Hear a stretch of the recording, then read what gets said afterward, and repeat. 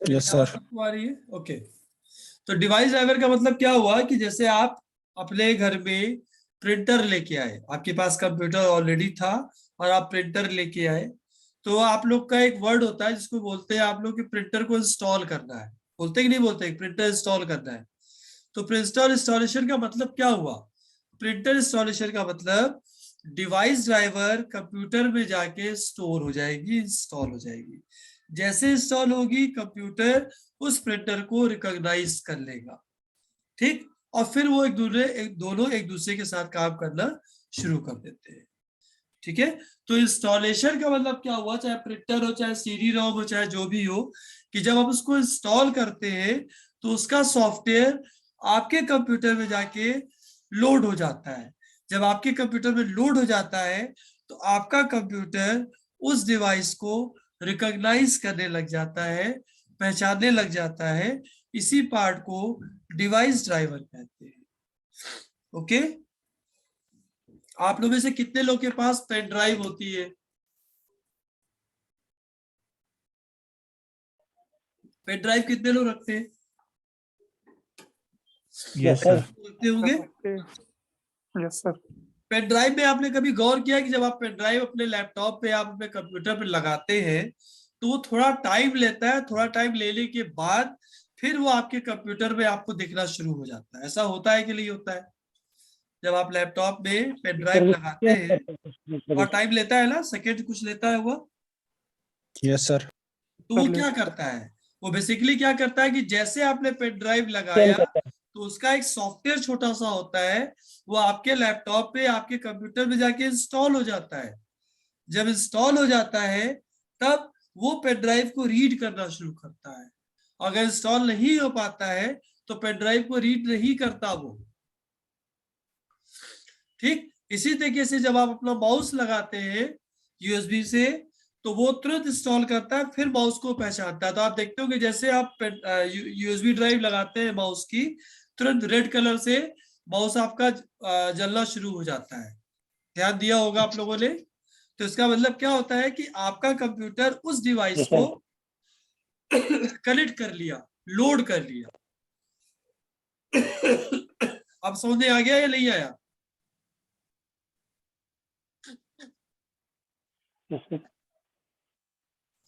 तो इसकी डेफिनेशन छोटी सी लिख लीजिएगा कि device driver is design to enable interaction with hardware devices. ठीक, ये नोट कर लीजिएगा। इसमें कोई किसी को डाउट है तो पूछो डिवाइस ड्राइवर में।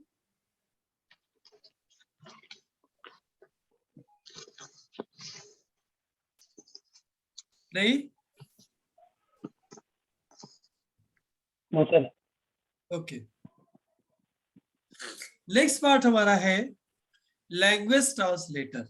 लैंग्वेज ट्रांसलेटर में क्या होगा कि कंप्यूटर, हम लोग जानते हैं कि कंप्यूटर मशीन है, तो मशीन लेवल लैंग्वेज समझता है, वो 0 और 1 समझता है। हम और आप सिंपल इंग्लिश समझते हैं। तो अब हमारे और कंप्यूटर के बीच में अगर कम्युनिकेशन करना है, हमको और उसको आपस में बातचीत करनी है, तो उसको हमारी लैंग्वेज नहीं आती, उसको इंग्लिश नहीं आती, और हमें कंप्यूटर की लैंग्वेज नहीं आती, हमको 0 1 नहीं आता। तो हम आपस में कैसे बात करेंगे? तो जाहिर सी बात है कि हमको लैंग्वेज ट्रांसलेटर चाहिए होगा। ठीक है। जैसे आप जहां पे रहते हैं आपकी अपनी कोई लैंग्वेज होगी, हम जहां पे रहते हैं हमारी अपनी कोई लैंग्वेज है। और अगर हमें आपको पढ़ाना है, मान लीजिए हमारे आपके बीच में कोई कॉमन लैंग्वेज नहीं है, तो हम आपको कैसे पढ़ाएंगे और आप हमसे कैसे पढ़ेंगे? तो जाहिर सी बात है कि बीच में आपको कोई एक ऐसा बंदा बैठाना पड़ेगा जिसको हमारी भी लैंग्वेज आती हो और आपकी भी लैंग्वेज आती हो। राइट? ये होगा कि नहीं होगा? ट्रांसलेटर। तो ऐसे केसेस में हमारा कंप्यूटर में भी क्या होता है कि लैंग्वेज ट्रांसलेटर होता है। लैंग्वेज ट्रांसलेटर हमारे कंप्यूटर में 3 होते हैं। एक असेंबलर होता है, नोट कीजिएगा, दूसरा कंपाइलर होता है, और तीसरा हमारा इंटरप्रेटर होता है। ये तीनों नोट कर लीजिए, यही हमारे लैंग्वेज ट्रांसलेटर होते हैं। इसको नोट कर लीजिए पहले।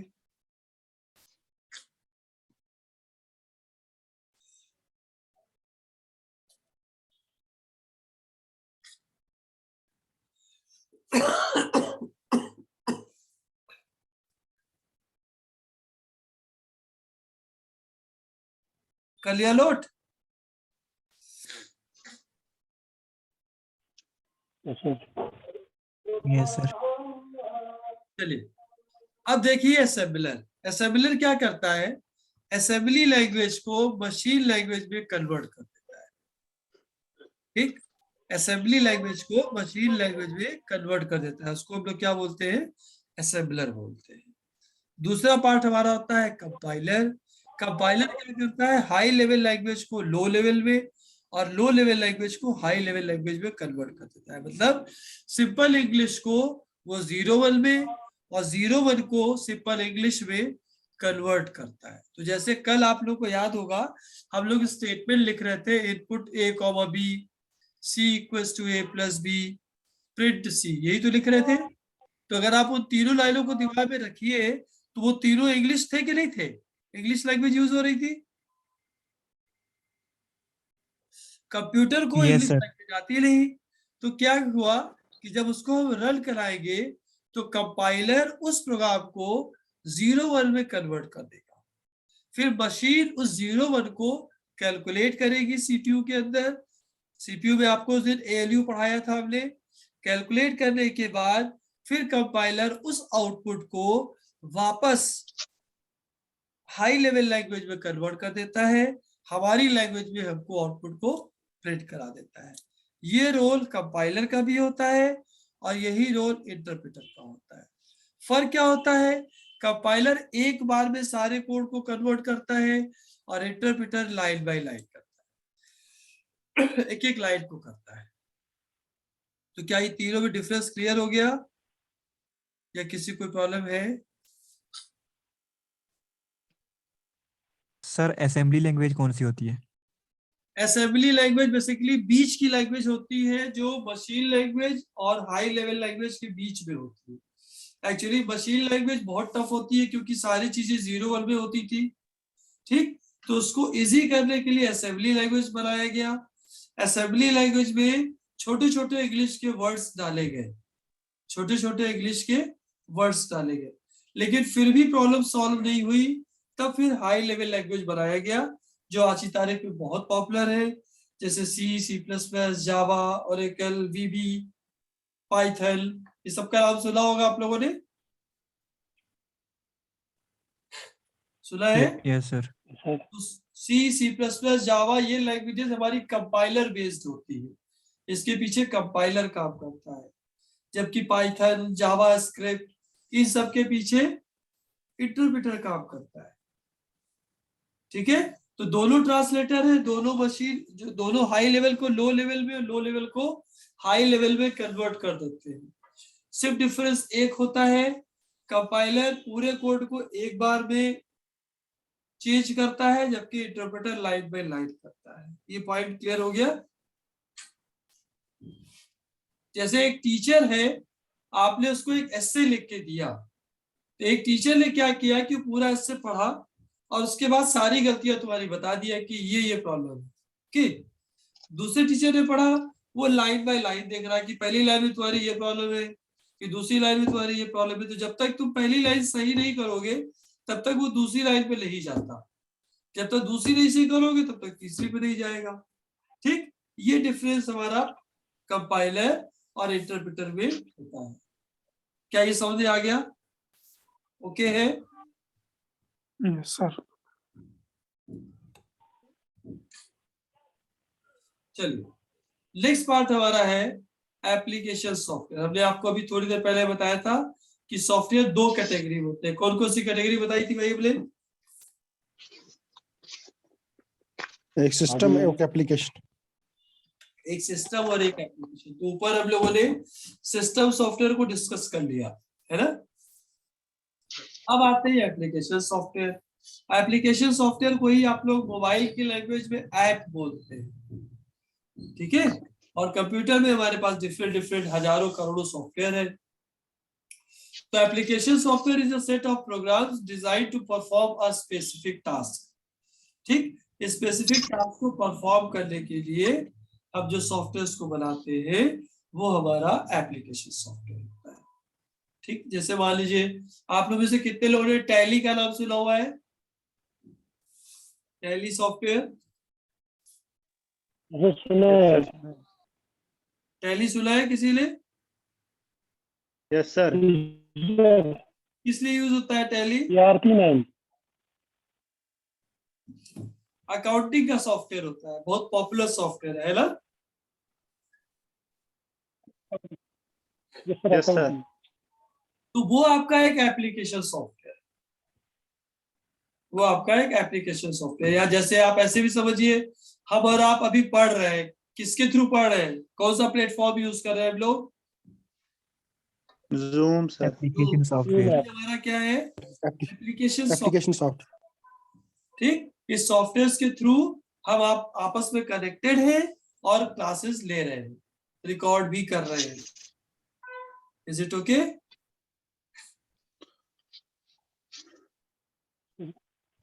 ये हमारे डिफरेंसेस हैं हार्डवेयर और सॉफ्टवेयर में। तो हार्डवेयर में physical parts of the computer are called hardware, a set of instruction given to a computer is called software. कोई दिक्कत नहीं। You can touch, see and feel hardware, you cannot touch and feel software. Hardware is a constructed using physical material or components. Software is developed by writing instruction in programming languages. ठीक, जहां पे भी physical devices होगी वहां hardware होगा, जहां पे भी प्रोग्राम्स यूज हो रहे होंगे सॉफ्टवेयर होगा। कई जगह पे हार्डवेयर और सॉफ्टवेयर मिल के काम करते हैं। जैसे कोई एग्जांपल बता पाओगे जहां पे हार्डवेयर और सॉफ्टवेयर मिल के काम करते हो?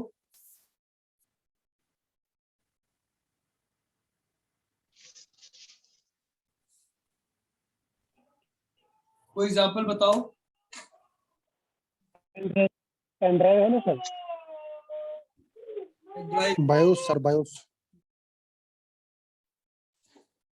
जैसे आपका, आपके घर में एसी है, आपके घर में टीवी है, आप रिमोट के थ्रू एसी का जो टेम्परेचर होता है उसको कम और अधिक कर सकते हैं। Yes sir. तो ये हार्डवेयर और सॉफ्टवेयर दोनों मिल के काम करते हैं।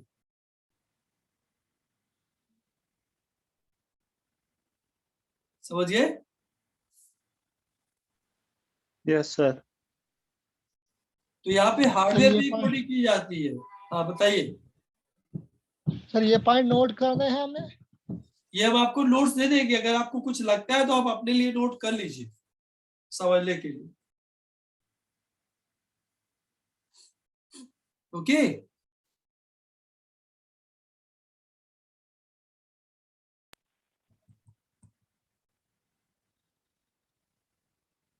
चलिए तो हमारा एक इम्पॉर्टेंट पार्ट आज खत्म हुआ, और वो इम्पॉर्टेंट पार्ट हमारा क्या था? एप्लीकेशन सॉफ्टवेयर और system software. Okay,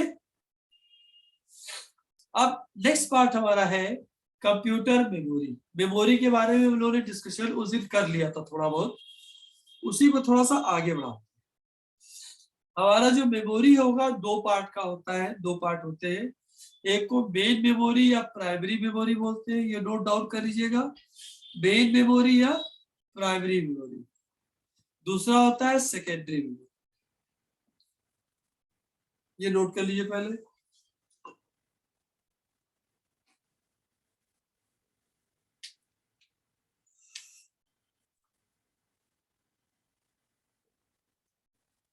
main memory या प्राइमरी मेमोरी, और दूसरा पार्ट होता है हमारा सेकेंडरी मेमोरी। कोई बताएगा आपको दोनों क्या होते हैं अलग अलग? उस दिन डिस्कशन किया था हम लोगों ने, कोई बताएगा?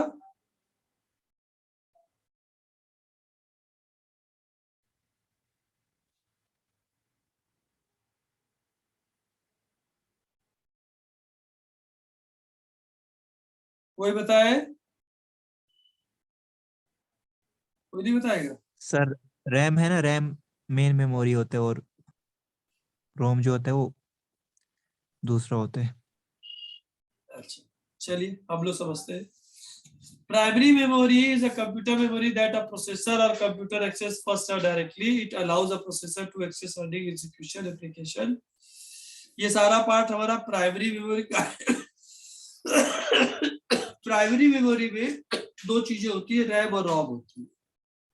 देखिए ये हमारा माइक्रो प्रोसेसर है, माइक्रो प्रोसेसर हमारा सीपीयू के अंदर होता है। ये हमारी कैश मेमोरी, कैश मेमोरी सबसे फास्टेस्ट मेमोरी होती है, नोट कर लीजिएगा। Cache memory is a fastest memory, important point है, ठीक। और ये माइक्रो प्रोसेसर और रैम के बीच में होती है, तो बहुत तेजी से ये डेटा को सेंड और रीसेंड करती रहती है, रिसीव करती है, सेंड करती है, रिसीव करती है, सेंड करती है। मतलब एक आदमी ये है और एक आदमी ये है, इन दोनों के बीच में कम्युनिकेशन स्टैब्लिश करना है और तेज काम करना है। तो बीच में हमने एक आदमी बनाया जो यहां से डेटा लेगा, इधर भेजेगा, फिर यहां से डेटा इधर भेजेगा, ठीक। तो cache memory is a fastest memory. Okay, write down कर लिया सभी लोगों ने?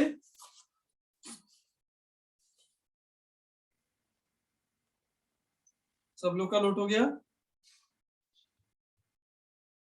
Yes sir. चलिए अब रैम मेमोरी को देखते हैं। It is a volatile memory, it means it does not store data और इंस्ट्रक्शंस परमानेंटली। तो एक ऐसी मेमोरी जो डेटा को और इंस्ट्रक्शंस को परमानेंटली स्टोर नहीं करती है, वो आपकी वोलाटाइल मेमोरी कहलाती है। और वोलाटाइल मेमोरी का एग्जांपल आपका रैम है, ठीक। दूसरा important point, it reads slash write memory which stores data till the machine is working.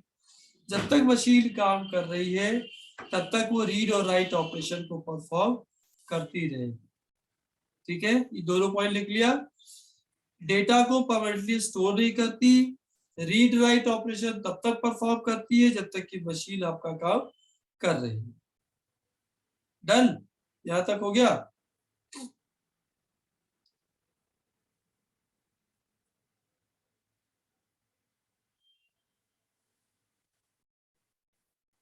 कोई पॉइंट नोट कर रहे हो क्या तुम लोग? सर कैश मेमोरी सबसे फास्ट है कि रजिस्टर फास्ट होते हैं? क्या कह रहे हो? Cache memory fast. Register fast होते हैं कि कैश मेमोरी फास्ट होती रजिस्टर मेमोरी नहीं होती, रजिस्टर मेमोरी नहीं होती। माइक को म्यूट करो, तो बच्चा रो रहा है। हाँ। रजिस्टर मेमोरी जो होती है वो रजिस्टर मेमोरी का पार्ट नहीं होता, कैश मेमोरी होती है। रजिस्टर बेसिकली एक तरीके से करियर का काम करते हैं, डेटा को सिग्नल को एक जगह से दूसरी जगह पे ले जाते हैं, ठीक है। Okay sir, thank you. चलिए अब हम लोग देख रहे हैं कि हम लोग रैम को कितने पार्ट में डिवाइड कर सकते हैं। तो एक डी रैम है, एक एस रैम है और एक एस डी रैम। तो डी रैम का मतलब होता है डायनेमिक रैम।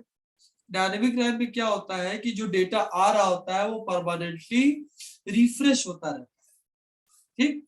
जैसे डेटा आया फिर रिफ्रेश, फिर रिफ्रेश, फिर रिफ्रेश।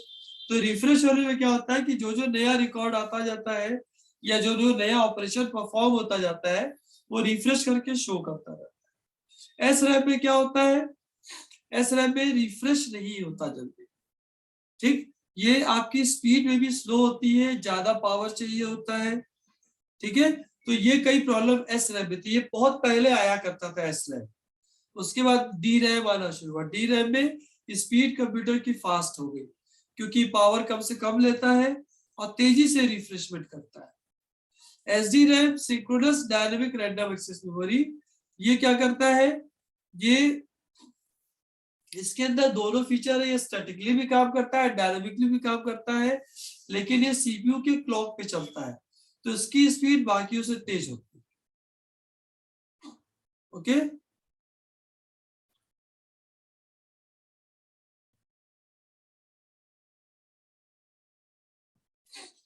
नेक्स्ट पार्ट हमारा है रॉम। रॉम पे चले, रैम ओके हो गया। Sir HD RAM sir repeat sir. SD RAM जो होता है वो स्टैटिक और डायनेमिक दोनों का वर्जन होता है जिसकी स्पीड फास्ट होती है क्योंकि जरूरत पड़ने पे वो स्टैटिक का भी काम करती है, जरूरत पड़ने पे वो डायनेमिक का भी काम करती है। ओके,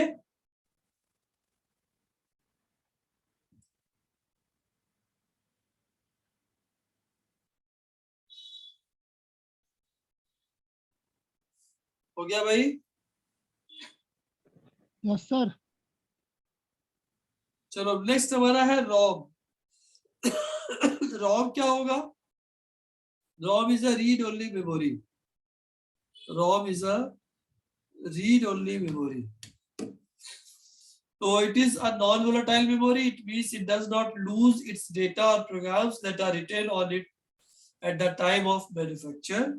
बनाते समय ही जो मेमोरी डाल दी जाती है वो हमारी ROM होती है.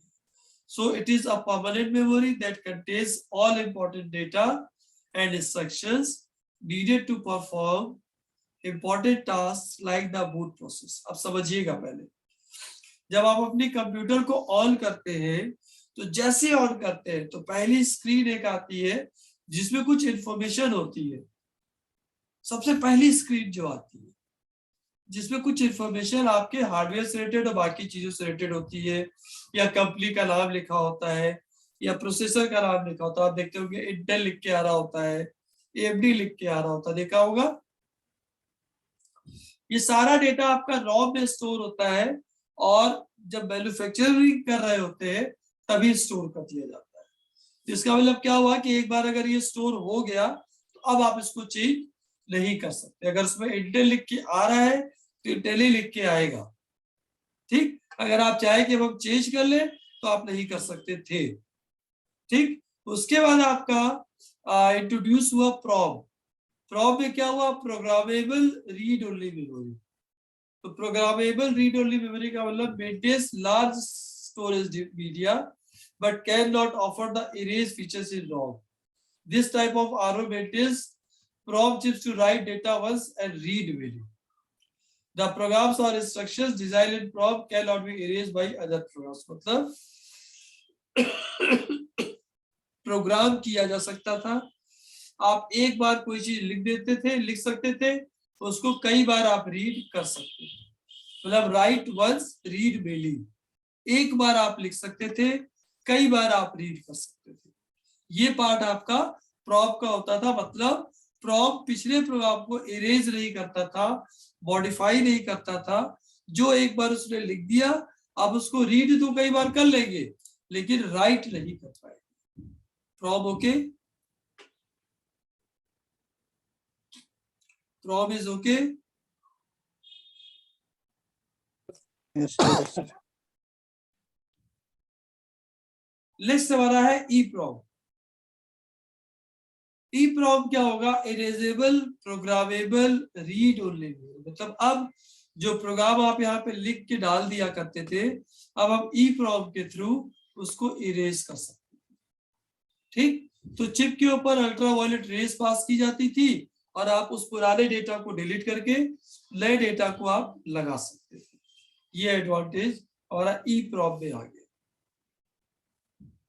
ओके, नेक्स्ट हमारा है EEPROM, electrically erasable programmable read only memory. अब अल्ट्रावायलेट रेज की जरूरत नहीं है, आप डायरेक्टली EEPROM के थ्रू जो भी प्रोग्राम आपने बनाया हुआ है वो आपका रिमूव हो जाएगा और रिमूव होने के बाद आप उसको जितनी बार चाहे उतनी बार राइट कर सकते. राइट. ठीक, अब एक पॉइंट जो भी किसी ने मेरे से पूछा था, रजिस्टर मेमोरी. तीसरा वाला रिपीट करना सर थोड़ा. अच्छा, electrically erasable programmable read only memory का मतलब क्या हुआ कि अब आपका जो पिछला डेटा लिखा हुआ था उसमें आपको अल्ट्रावायलेट लाइट चलाने की जरूरत नहीं है, अल्ट्रावायलेट रेस लगाने की जरूरत नहीं है. वो इलेक्ट्रिकली सारा डेटा रिमूव कर देगा चिप के ऊपर और नया डेटा जो भी आप डालना चाहते हैं वो डाल देगा. ओके,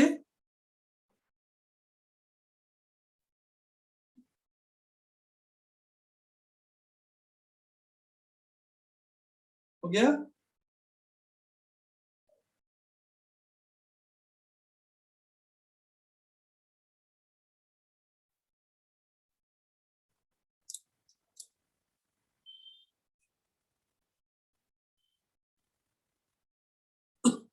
चला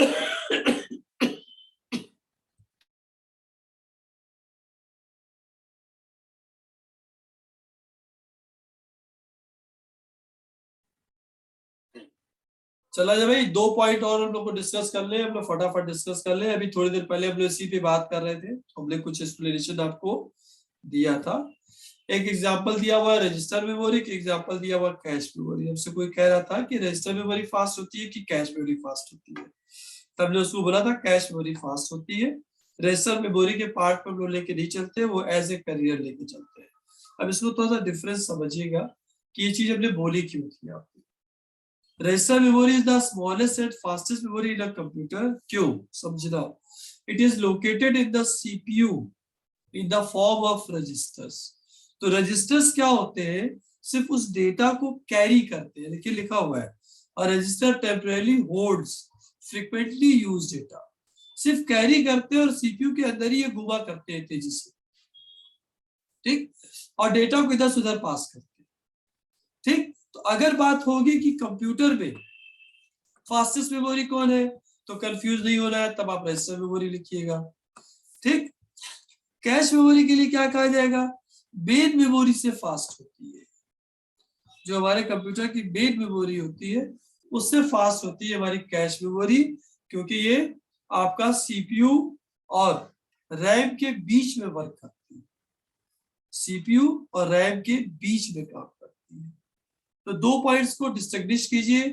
पहला, फास्टेस्ट मेमोरी की बात अगर करेंगे, क्योंकि बहुत छोटे अमाउंट में डेटा घूम रहा होता है रजिस्टर के फॉर्म में, तो उसको आप रजिस्टर मेमोरी बोलिएगा, फास्टेस्ट मेमोरी वाले कंप्यूटर। और अगर ये पूछा जाता है कि fastest memory more than main, तो कैश मेमोरी, ठीक है। तो ये 2 डाउट नहीं रखिएगा, ये दोनों क्लियर रखिएगा। ये दोनों पॉइंट्स नोट करना चाहे तो आप लोग कर लीजिए कि register memory is the smallest and fastest memory in a computer. क्यों? क्योंकि वो सीपीयू के अंदर ही घूम रही होती है। और जब हम लोग सीपीयू और रैम के बीच में काम करते हैं तो मेन मेमोरी से ज्यादा फास्ट हमारी कैश मेमोरी होती है। कैश मेमोरी के ऊपर हम लोग काम कर रहे होते हैं, ठीक। तो मेमोरी की टाइप अभी हम लोग नेक्स्ट टर्न पे, मतलब कल और डिस्कशन करेंगे, इस पे बात करेंगे, फिर आगे चलेंगे, ओके। ये डेटा जो होगा टेक्सचुअल डेटा, ये हम आपको रात तक भेजेंगे, ठीक। आप लोग एक बार पढ़ लीजिएगा, फिर कल अगर कोई डाउट होगा, कोई दिक्कत होगी, तो हम लोग डिस्कशन कर लेंगे, ओके। आज की तारीख में कोई डाउट है, अगर कोई प्रॉब्लम है तो आप पूछ सकते हैं। सर वो टाइमिंग का थोड़ा इशू है। टाइमिंग का? हाँ सर, वो एक्चुअली मैथ क्लास चल रही होते है, वो 4:15 तक कंटिन्यू है, तो आप यहाँ से लिंक भेज रहे तो फिर कहाँ से हम ज्वाइन कर पाएंगे? क्लास तो 4:15 के बाद ही होनी चाहिए फिर, क्योंकि सर आज भी हम 20 मिनट आधा घंटा लेट ही ज्वाइन कर पाए। 4:15 तक तो सर की क्लास थी, फिर आपसे ज्वाइन किया तो क्लास लगी हुई थी।